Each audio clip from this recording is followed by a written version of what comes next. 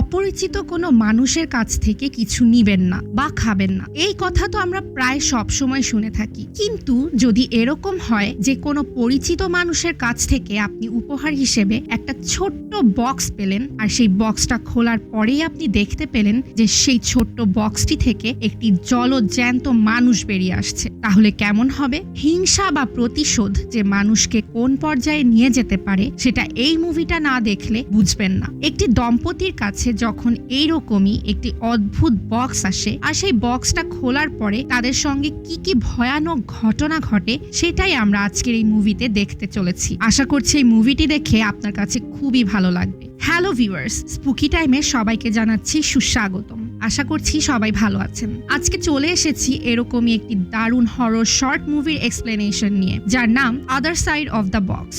এই short ফিল্মটি release পেয়েছে 2018 সালে, আর মুভিটা এতটাই মিস্টেরিয়াসলি হরিফাইং যে আপনি মুভি শেষে হতভম্ব হতে বাধ্য। তবে চলুন আর দেরি না করে এবার হারিয়ে যাওয়া যাক রহস্য ঘেরা ভয়ের অদ্ভুত এক গা শিউরে ওঠা জগতে। মুভির শুরুতে আমরা দেখতে পাই বনি এবং রোজ নামে এক সুখী দম্পতি কিচেনে রাতের ডিনার তৈরি করছে। রান্নার সময়টা হাসি ঠাট্টা খুনসুটি এবং রোম্যান্স সব মিলিয়ে দারুণভাবে কাটছিল। এর মধ্যে হঠাৎ করে বনিদের দরজায় বেল বেজে ওঠে। রোজ বলে, আমি দেখছি কে এলো। তখন বনি ওকে থামিয়ে দিয়ে নিজেই দেখতে যায়। গেট খুলে বনি দেখে শন এসেছে। শন হচ্ছে রোজের এক্স বয়ফ্রেন্ড, সেই সাথে বনির পুরনো বন্ধুও। কিন্তু শনের সাথে ওদের এখন আর কোনো রকম কোনো যোগাযোগ বা সম্পর্ক নেই, কারণ শন এবং রোজের অনেক আগেই ব্রেকআপ হয়ে গেছে। এদিকে বনি যখন রোজকে বলে যে শন এসেছে, তখন রোজ বলে, আমি শনের সাথে কোনো রকম দেখা বা কথা বলতে চাই না। তখন বনি বলে, ঠিক আছে, আমি দেখছি ও কিসের জন্য এসেছে। তো বনি লিভিং রুমে যেয়ে দেখে যে শন একটা মাঝারি সাইজের র্যাপিং পেপারে মোড়ানো বক্স নিয়ে এসেছে। বনিকে দেখে শন বলে যে, আমি তোমার মায়ের কাছ থেকে তোমার বাসার ঠিকানাটা পেলাম।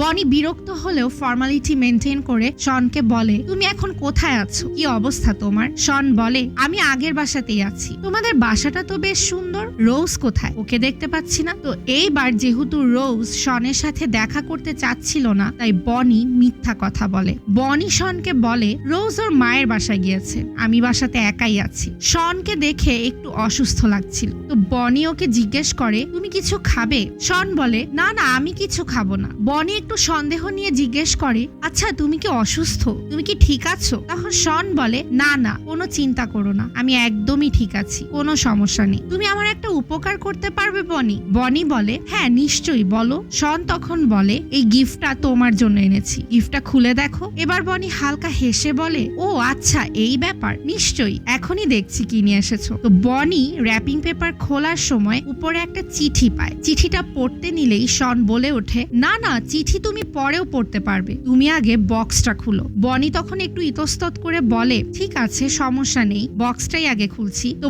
বনি বক্সটা আস্তে আস্তে খুলে দেখে যে খুবই অদ্ভুত একটা ব্যাপার। সাধারণ কার্ডবোর্ডের বক্স, কিন্তু ভেতরে কিচ্ছু দেখা যাচ্ছে না, ঘন কালো অন্ধকার, যেন একটা সুড়ঙ্গের মতো। ব্যাপারটা খুবই রহস্যজনক। বনি বলে, এ কি, বক্সের ভেতর তো কিছুই দেখা যাচ্ছে না। আর ঠিক তখনই শন বারবার বনিকে সরি বলতে বলতে সেখান থেকে তড়িঘড়ি করে চলে যায়। বনি তো ঘটনার আকস্মিকতায় কিছুই বুঝতে পারে না যে এক্স্যাক্টলি কি হলো। বনি কিছুক্ষণ অবাক হয়ে দরজার দিকে তাকিয়ে থাকে যে ব্যাপারটা কি হলো। ঠিক তখনই পেছন থেকে রোজ এসে বলে যে কি হয়েছে। বনি বলে, শন এই বক্সটা দিয়ে চলে গেল। এরপর বনি দ্রুত ড্রয়ার থেকে একটা টর্চ বের করে বক্সের ভেতরটা দেখার চেষ্টা করে। এদিকে রোজও কিছু বুঝে উঠতে পারছে না যে কি হচ্ছে, তাই ও বারবার বনিকে জিজ্ঞেস করতে থাকে। তখন বনি বলে, দাঁড়াও, আমাকে আগে বুঝতে দাও যে বক্সটা এরকম অদ্ভুত কেন, এই বক্সটায় কিছু তো একটা সমস্যা আছে। এরপর বনি ড্রয়ার থেকে একটা পেন্সিল বের করে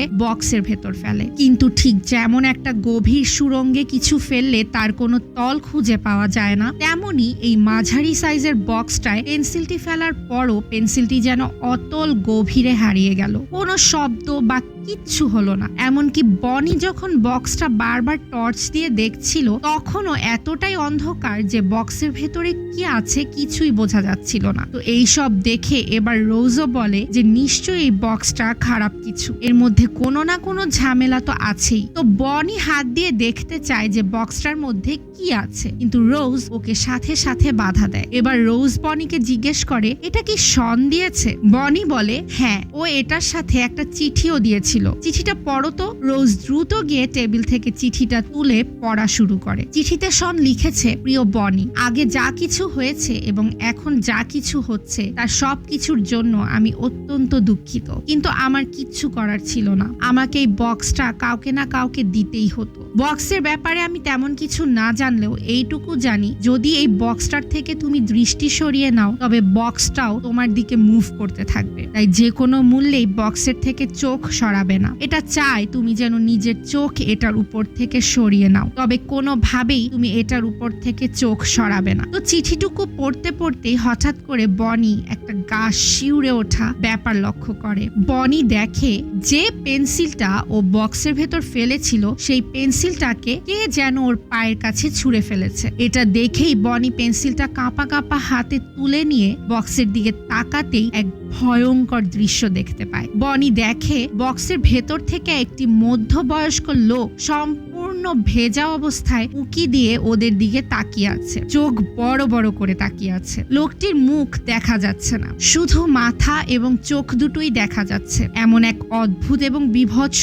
দৃশ্য দেখে তো বনি এবং রোজ দুইজনই হকচকিয়ে যায়। ভয়ে বনির হাত থেকে পেন্সিলটা মাটিতে পড়ে যায়। এরপর বনি ভয়ার্ত কণ্ঠে বক্স থেকে উঁকি দিয়ে থাকা লোকটিকে দুইবার ডাক দেয় হ্যালো বলে, কিন্তু কোনো রেসপন্স পায় না। বক্সের ভেতর থেকে উঁকি দিয়ে থাকা লোকটা ড্যাব ড্যাব করে রোজ এবং বনির দিকে তাকিয়ে থাকে। বনি কোনো রকমের টেবিল থেকে ফোন তুলে শনকে কল করে, কিন্তু শন কল রিসিভ করে না। রোজ আবার এদিকে লক্ষ্য করে যে বনি যেদিকে যেদিকে যাচ্ছে বক্সের লোকটাও সেই দিকেই তাকাচ্ছে। এটা দেখে রোজ বনিকে জিজ্ঞেস করে এটা খালি তোমার দিকেই তাকিয়ে আছে কেন, আর তোমাকে দেখছে কেন, কি চায় এটা তোমার থেকে? বনি তখন বিরক্ত হয়ে বলে আমি জানি না। রোজ বলে তুমি শনকে আবার কল করো, কিন্তু এবারও বনি কল করে দেখে যে কেউই ফোন ধরছে না। তখন বনি শনকে একটা ভয়েস মেসেজ দেয় যেন শন দ্রুত বনিকে কল ব্যাক করে। এমন সময় হঠাৎ বনি শুনতে পায় যে রোজ ওকে আবার জিজ্ঞেস করছে যে এসব কি হচ্ছে, লোকটা বনির দিকে তাকিয়ে আছে কেন, ইত্যাদি। তো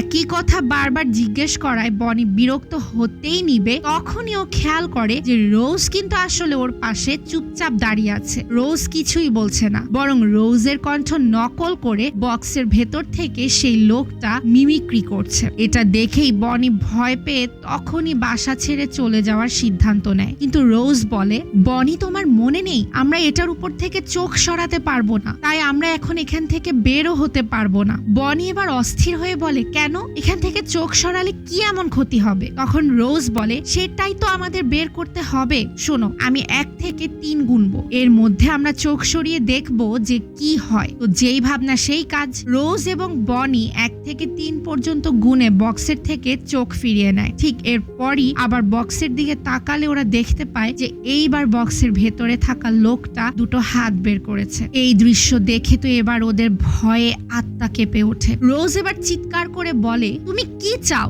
এমন সময় বক্সের ভেতরে থাকা লোকটা বলে ওঠে বনি এখান থেকে কোনোভাবেই যেন না যায়। এবার বনি একটা প্ল্যান করে। বনি চেয়ার টেনে রোজকে সেখানেই বসে থাকতে বলে। রোজ প্রথমে কিছুতেই রাজি হয় না। রোজ বলে তুমি ভাবলে কি করে বনি যে আমি একা এখানে এরকম একটা ভয়ঙ্কর পরিস্থিতিতে থাকবো? বনি বলে দেখো, যেহেতু এই বক্সটার দিকে আমাদেরকে তাকিয়ে থাকতে হবে, না হলেই বিপদ, সুতরাং আমাদের মধ্যে যে কোনো একজনকে তো এখানে বসে তাকিয়ে থাকতেই হবে। এই ফাঁকে আমি শনকে খুঁজে বের করি, কারণ আমাকে জানতেই হবে যে শন এমনটা কেন করলো। বনি একটি ধারালো ছুরি রোজের হাতে দিয়ে রোজকে সেখানে আশ্বস্ত করে বসিয়ে গাড়ি নিয়ে বেরিয়ে পড়ে শনের উদ্দেশ্যে। বনি ড্রাইভ করতে করতে অনেকবার শনকে কল করে, কিন্তু শন কিছুতেই কল রিসিভ করছে না। বনি এবার শনকে শনকে আরেকবার যখন ভয়েস মেসেজ পাঠাতেই নেয় তখন হঠাৎ করে শন কল রিসিভ করে বলে, বনি তুমি এখন কোথায়? বনি তখন উত্তেজিত হয়ে বলে, শন এরকম একটা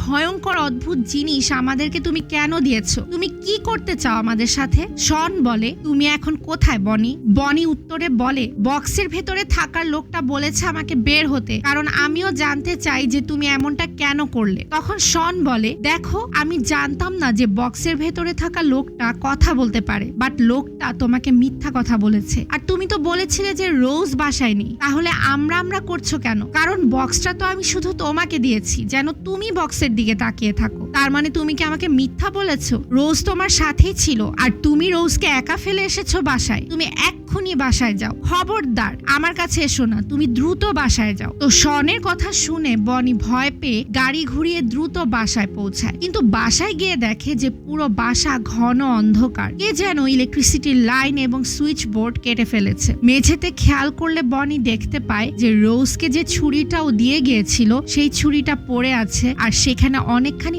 পানিও পড়ে আছে। এরপর বনি পানি পড়ার শব্দ শুনতে পায়। বনি খেয়াল করে যে বাসার সবগুলো বেসিন এবং ওয়াশরুমের কল খোলা, সেখান থেকে অনবরত পানি পড়ছে। ও এক এক করে কিচেন আর ওয়াশরুমের কলগুলো বন্ধ করে। তখনই হঠাৎ করে বেসমেন্ট থেকে বনি শুনতে পায় রোজ ওকে ডাকছে। তখন বনি ও রোজকে ডাক দিয়ে বলে যে বক্সটা কোথায়, কিন্তু রোজ এ কথার কোনো উত্তর দেয় না। বনি তখন কৌতূহল এবং ভয় নিয়ে বেসমেন্টে নামতে থাকে আর শুনতে পায় যে বেসমেন্টের ওয়াশরুমে অনবরত পানি পড়ছে। বনি কল বন্ধ করতেই নিবে, তখনই ও টর্চের আলোতে আবছা করে ওই বক্সের সেই লোকটাকে দেখতে পায়। ওর কাছে মনে হয় যেন লোকটা সম্পূর্ণ ভিজে অবস্থায় দাঁড়িয়ে আছে। লোকটার গা থেকে অনবরত পানি পড়ছে আর লোকটা পুরো নগ্ন। তো বনি তখন চিৎকার করে উঠে বলে, আমি তোমাকে দেখেছি। কিন্তু বনি অনেক খুঁজেও রোজকে কোথাও দেখতে পায় না। চারদিকে গাছ ছমছমে একটি পরিবেশ।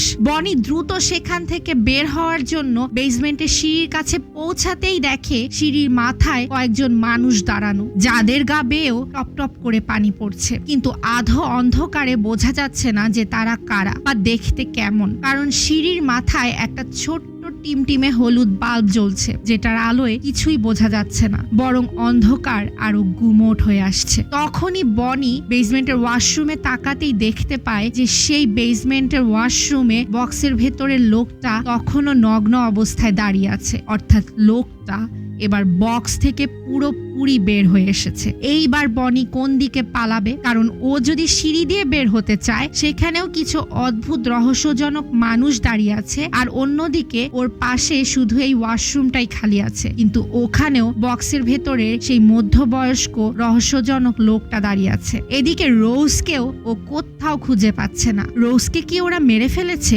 নাকি ওদের সাথেই সেই বক্সের ভেতরে থাকা অন্ধকারাচ্ছন্ন রহস্যময় দুনিয়ায় নিয়ে গিয়েছে? 7-5 ভাবতে ভাবতে বনি একবার সিঁড়ির দিকে তাকাচ্ছিল, অন্যদিকে ওয়াশরুমে থাকা সেই বক্সের লোকটার দিকে। কিন্তু আরো অদ্ভুত ব্যাপার হচ্ছে যে বনি যতবার এদের থেকে দৃষ্টি ফিরিয়ে নিচ্ছে, ততবার এরাও ওর আরো কাছে এগিয়ে আসছে। এভাবে কাছে এগোতে এগোতে একসময় সিঁড়ির উপরে থাকা ওই মানুষগুলো বনির একদম নিকটে চলে আসে, আর অন্যদিকে বনির পাশে সেই ওয়াশরুমে থাকা বক্সের লোকটা শেষ বাতিটাও নিজ হাতে ধূপ করে বন্ধ করে দেয়। আর বনি ভয়ানক রহস্যময় অন্ধকারে এই অতি প্রাকৃতিক জীবগুলোর সাথে একা হারিয়ে যায় অজাগতিক কোনো জগতে। আর এরই সাথে এই দারুণ মুভিটিও এখানেই শেষ হয়। এবার চলে আসা যাক মুভিটির ডিটেইলড এক্সপ্লেনেশনে। পুরো মুভিটার মধ্যেই আমরা কিছু জিনিস বুঝতে পারি, যেমন প্রথমেই শন হচ্ছে রোজের এক্স বয়ফ্রেন্ড এবং একই সাথে বনির পুরনো বন্ধু।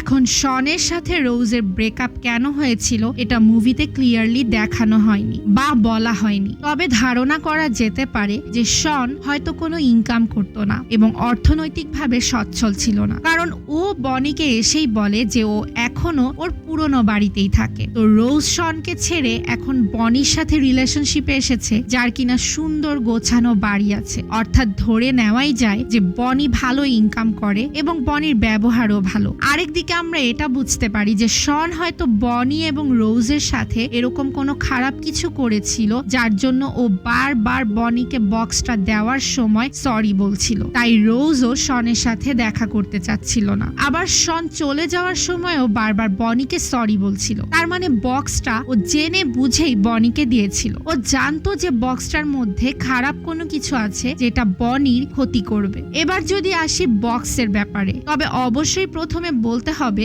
যে বক্সটা ভৌতিক একটা বক্স ছিল। বক্সের ভেতরে যে লোকটা ছিল সেটা আসলে একটা অতি প্রাকৃতিক জীব ছিল, যে কিনা শুধু মানুষের কণ্ঠ নকলই করতে পারতো না, বরং মানুষকে কন্ট্রোলও করতে পারত। আর শন এই বক্স বনিকে দিয়েছিল ওর পুরনো প্রেমের প্রতিশোধ নিতে, কিন্তু শন জানতো না যে বাসায় রোজও ছিল। প্রতিশোধটা ও শুধু বনির উপরই নিতে চেয়েছিল, কিন্তু দুর্ভাগ্যবশত প্রতিশোধের শিকার হয় রোজ নিজেও। এবং বনি আরো একটা ভুল কাজ করে, সেটা হচ্ছে ও নিজে ওই বক্সটার সামনে না বসে রোজকে বসিয়ে দিয়ে চলে যায়। আর এই সুযোগেই ওই খারাপ এন্টিটিটাও বক্স থেকে বেরিয়ে যায়। বনি যদি একবার বুঝতে পারতো যে রোজের জায়গায় যদি ও নিজে বসে থাকতো তাহলে ওই বক্স থেকে ওই এন্টিটিটা বের হতে পারতো না, কারণ এই এন্টিটিটার একটাই দুর্বলতা ছিল, সেটা হচ্ছে যেই এই বক্সটা আগে খুলবে সে যদি ওই বক্সের সামনে বসে থাকে তাহলেই কেবল এই এন্টিটিটা এই বক্স থেকে বের হতে পারবে না। আর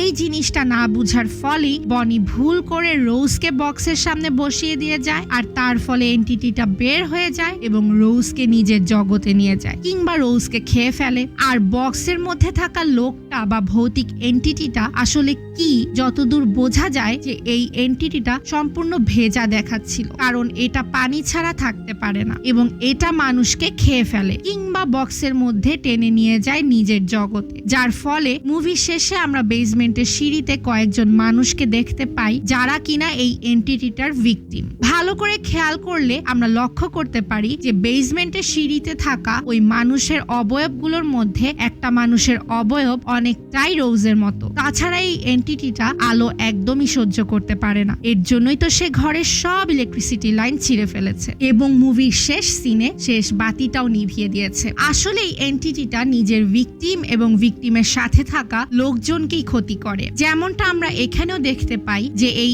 এন্টিটিটা বনিকেও হয়তো মেরে ফেলে বা ওই বক্সের ভৌতিক জগতে নিয়ে যায়। তবে এই মুভিতে একটা ব্যাপার ক্লিয়ার করা হয়নি যে এই বক্সটা যদি সবার ক্ষতি করে থাকে তাহলে শনের কোনো ক্ষতি কেন করলো না। ইনফ্যাক্ট শনকে দেখে মনে হচ্ছিল যে শন এই বক্সটার ব্যাপারে সবকিছুই জানতো, তাহলে সেই ক্ষেত্রে শনের কেন ক্ষতি হলো না। এই বিষয়ে আমার কাছে মনে হয়েছে যে শন হিংসায় বনির ক্ষতি করার জন্য এই বক্সটা হয়তো কোনো ব্ল্যাক ম্যাজিশিয়ান বা ডাইনি বিদ্যা প্র্যাকটিস করা এরকম কারো কাছ থেকে নিয়ে এসেছে, আর তাই ও প্রথমে এসে এই বক্সটা বনির হাতে দেয়, কারণ ও চেয়েছিল শুধু বনি এতে ক্ষতিগ্রস্ত হোক, মানে রোজের আর ওর জীবন থেকে চিরতরে বনি সরে যাক। কিন্তু শন এটা জানতো না যে ওই বাসায় রোজও আছে। তো এই ছিল আজকের একটি দারুণ এবং অদ্ভুত মুভির এক্সপ্লেনেশন। আশা করছি এই মুভিটি আপনাদের কাছে ভালো লেগেছে। যদি ভালো লেগে থাকে তবে আমাদের চ্যানেলটি সাবস্ক্রাইব করতে একদমই ভুলবেন না এবং সাবস্ক্রাইব করে বেল বাটনটি